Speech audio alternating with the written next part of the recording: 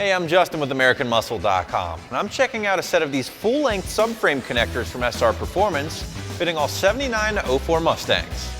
A set of quality, full-length subframe connectors like these SR Performance connectors can offer a number of different benefits to an older unibody car. Take the Fox body, for instance, which is notorious for flex and sag, and especially convertibles where the lack of a steel roof can really take away from the overall structural integrity of the car.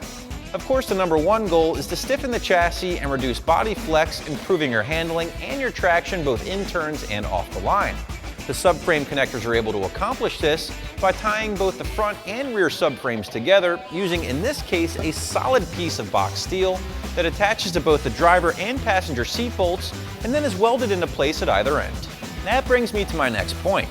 The weld-in design is going to be far better in terms of overall strength when compared to other options that solely rely on being bolted into place.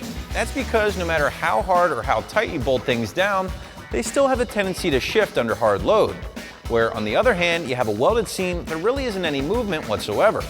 Alright, so we know the SR Performance subframe connectors are made from a heavy-duty box steel, which is a pretty standard design as far as aftermarket subframe connectors are concerned. But one of the unique features with the SR Performance brace is that it utilizes a 3-point mounting system. As you can see, it ties into the two seat bolt locations here, which gives the floorboard a little bit more stiffness, in addition to the two welded locations tying the front and rear of the car together. Since these do require a little bit of welding, I would say it's best to leave this install in the hands of the professionals.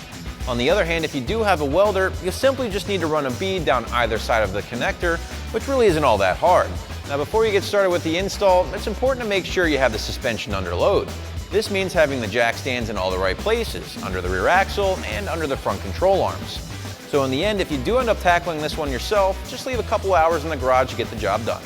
So if your older SN95 or Fox body is starting to show its age and the signs of flex and sag are beginning to hurt your performance, then I suggest you stiffen things up with the help of these SR Performance subframe connectors available right here at AmericanMuscle.com.